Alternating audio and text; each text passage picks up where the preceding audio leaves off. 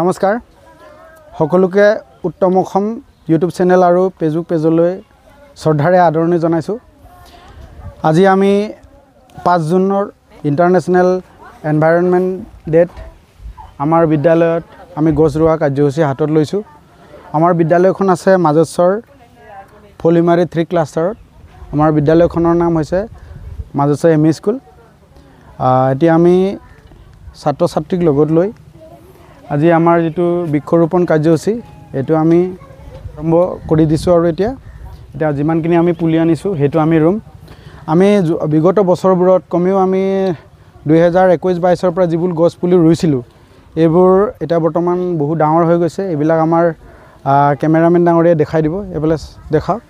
এটো আছে আমাৰ দেৱদাৰু গছ। আপোনালোকে দেখিছে লাইন লাইনকৈ আমাৰ বাউণ্ডাৰীৰ কাষে কাষে ৰুই দিয়া হৈছে, এপাক ঘূৰাই দিয়া। তাৰপিছত এনেকৈ গোটেইবিলাক আছে। তাৰপিছত বিদ্যালয়ৰ সন্মুখত আমাৰ কি বুলি কৈছিলে অৰ্জুন গছৰো পুলি ৰোৱা হৈছে। অৰ্জুন গছবিলাকো ডাঙৰ হৈ গৈ আছে, সেইটো পিছত আমি দেখুৱাই আছোঁ। এতিয়া আমি আহক, আমি আমাৰ যেটো বৃক্ষৰোপণ কাৰ্যসূচী আমি আৰম্ভ কৰিম। এয়া আমাৰ ইমান ওখ হৈছে। এইটো হৈছে আমাৰ 22 চন আছিল না ছাৰ? 22 চনত আমি ৰুইছিলোঁ 5 জুনত সেইটো ৰোৱা। তাৰপিছত ইয়াত কিছুমান পুলি আছে আপোনাৰ 23 চনতো ৰোৱা আছে, কিছুমান আমাৰ 21 চনতো ৰোৱা আছে। 21 চন জুনৰ পৰা আমি যিহেতুকে 20-21ত ছাৰ আমি দুজনে জইন কৰিছিলোঁ এইখন স্কুলত বিদ্যালয়ত। বছৰ 5 জুনত আমি বৃক্ষৰোপণৰ কাৰ্যসূচী কৰোঁ।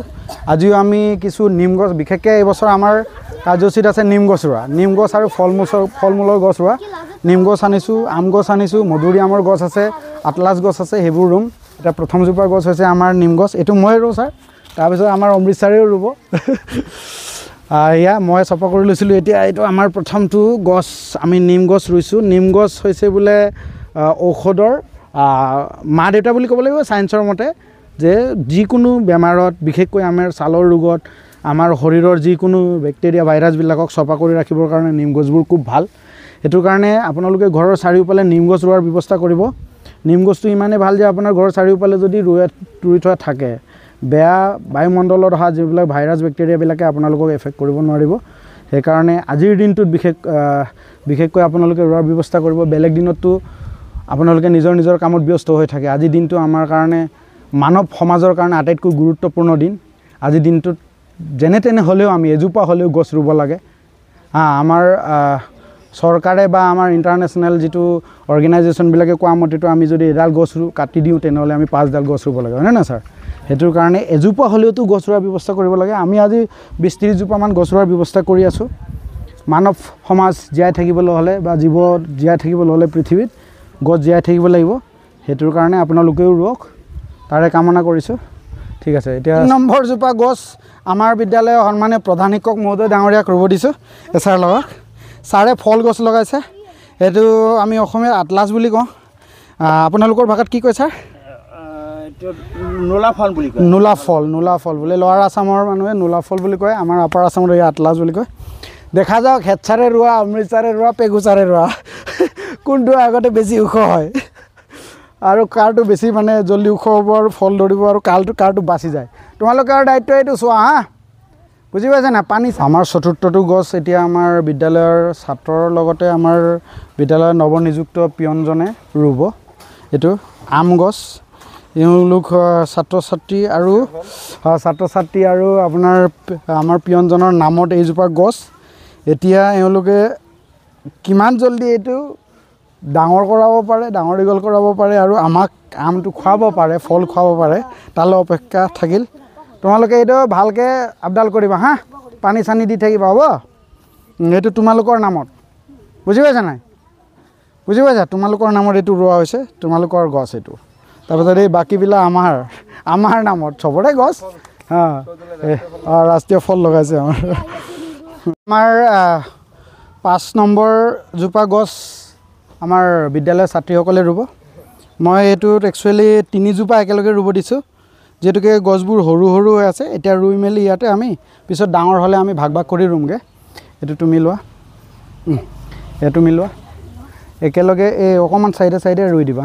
এইটো তুমি লোৱা, ৰুই দিয়া।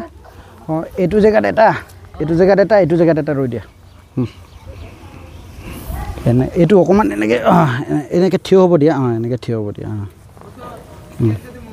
এইটো ভালকৈ চিধা হ'ব দিয়া বছ এইজোপাৰ পৰা এইফালেও আমাৰ 3-4 জোপামান আছে এইটো হৈছে আমাৰ অৰ্জুন গছ আমি অৰ্জুন গছ যোৱা বছৰ আমাৰ যিটো 5 জুন আছিল সেই 5 জুনত আমি কেইজোপামান ৰুইছিলোঁ হিচাপ কৰিলে 1 2 3 4 5 6 7 8 9 10 11 12 13 জোপামান আছে আপোনালোকে বিদ্যালয়ৰ সন্মুখত দেখিছে বিদ্যালয়ৰ সন্মুখত আমাৰ ধুনীয়াকৈ শাৰী শাৰীকৈ ৰোৱা আছে যদি এই গছবোৰ যদি ভৱিষ্যত ডাঙৰ হয় খুব সুন্দৰ এটা পৰিৱেশ হ'ব ইয়াতে আমাৰ কেম্পাছটো বহুত ডাঙৰ আমাৰ কেম্পাছৰ চাৰিওফালে আমি গছ ৰোৱাৰ ব্যৱস্থা যেতিয়াৰ পৰা আমি এই বিদ্যালয়ত নৱনিযুক্ত হৈ আহিছোঁ আমাৰ অমৃত ছাৰ আৰু মই 2020 আৰু 21 চনৰ পৰা তেতিয়াৰ পৰা আমি ইয়াত গছ ৰোৱাৰ ব্যৱস্থা কৰি আছোঁ এতিয়া আমাৰ ছাত্ৰ ছাত্ৰীসকলে গছ ৰোৱা কাৰ্যসূচী শেষ হৈছে এইটোৰ কাৰণে ঘৰত যাম বুলি কৈ আছে আপোনালোকে দেখিছে যে আমাৰ বিদ্যালয়ৰ সন্মুখত এই দেখি আছে যে আপোনাৰ বিদ্যালয়ৰ সন্মুখত ধুনীয়াকৈ এইটো পৰিৱেশ যেতিয়া ডাঙৰ হ'ব আপোনালোকে দেখিবলৈ পাব হয় সেইটোৰ কাৰণে ছাত্ৰ ছাত্ৰীসকলে জল্দি যাব বিচাৰি আছে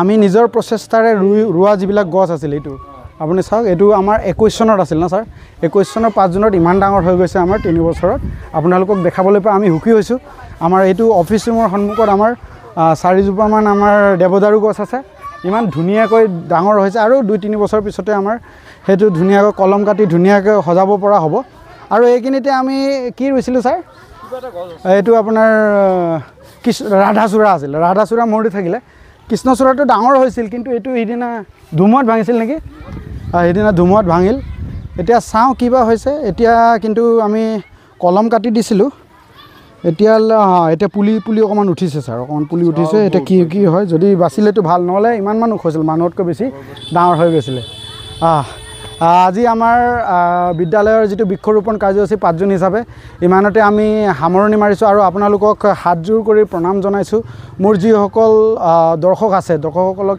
এইটোৱে মই মোৰ ফালৰ পৰা মই জনাব বিচাৰোঁ যে আপোনালোকে যিমান পাৰে গছ ৰোৱাৰ ব্যৱস্থা কৰক পৃথিৱী আমাৰ ভগৱানে ধুনীয়াকৈ সৃষ্টি কৰি দিছে গছ গছনি ৰাখি দিছে সেই গছ গছনি যদি নাইকিয়া হৈ যায় আমি জীয়াই থাকিব নোৱাৰিম সেইটোৰ কাৰণে আপোনালোকেও যিমান পাৰে গছ ৰোৱাৰ ব্যৱস্থা কৰক পাৰিলে গছ ৰুব নোৱাৰিলে আপোনালোকে গছ কটা বন্ধ কৰিলে নিশ্চয় আমাৰ যিটো গছ ৰোৱা মানে কাৰ্যসূচীটো নকৰিলেও গছ যদি কটাটো বন্ধ কৰে তেনেহ'লে আমাৰ যিমানখিনি প্ৰয়োজন গছ লাগিব সেইটো আমাৰ থাকিব আমাৰ যিটো অক্সিজেন লাগিব সেইটো আমাৰ গছৰ পৰা পাই থাকিম তাকে আমি বিনম্ৰ অনুৰোধ জনাইছোঁ আপোনালোকে যাতে যেন গছ গছনি অপ্ৰয়োজনীয়ভাৱে নাকাটে যদি প্ৰয়োজন হয় কাটক কিন্তু আপুনি যদি অপ্ৰয়োজনকৈ কাটে তেতিয়াহ'লে আমাৰ মানে ডিফৰেষ্টেশ্যন হোৱাটো আমাৰ মানে হ'বই নিশ্চয় বাঞ্ছনীয় হ'ব সেইটোৰ কাৰণে সেইটো হ'লে আমাৰ কাৰণে বিপদ হ'ব পৰিৱেশ বিনষ্ট হ'ব আমাৰ ধুনীয়া পৃথিৱীখন এটা মৰুভূমিলৈ পৰিণত হ'ব আমি থাকিব নোৱাৰিম তাকে ধন্যবাদ জনালোঁ আৰু এজন আমাৰ চৰৰে প্ৰধান শিক্ষক মহোদয় বৃক্ষৰোপণ কৰি আহিলে এওঁৰ পৰা আমি কিছু কথা জানিব বিচাৰিম আপোনাৰ বিদ্যালয়ত বৃক্ষৰোপণ কাৰ্যসূচী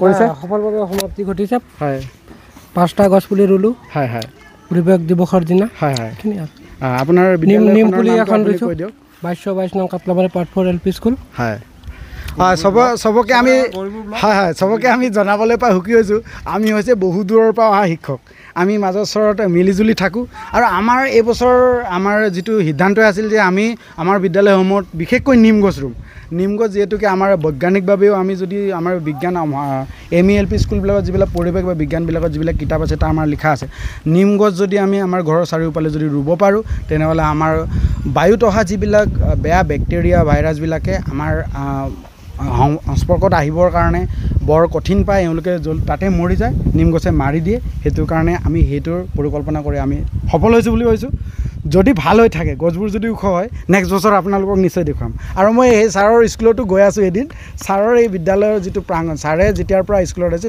ছাৰেতো বহুত বছৰ হৈছে হেডমাষ্টাৰৰ ছাৰে মই ছাৰৰ বিদ্যালয়খনৰ ফটো দেখিছোঁ স্কুলখন যোৱা নাই কিন্তু বহুত ধুনীয়াকৈ গেট এদিন গৈ যাম ছাৰ আমি দুজনে যাম হয় ছাডেন ভিজিট কৰিম ছাৰৰ পৰিৱেশটো মই আজি ফটো দেখি ভাল লাগিল আৰু ছাৰে আজিও গছ ৰুইছে নিশ্চয় অহা বছৰ আমি দেখিবলৈ পাম আপোনাৰ গছ অ'কে ধন্যবাদ থাকিল দৰ্শকবৃন্দ আপোনালোকে চেষ্টা কৰিব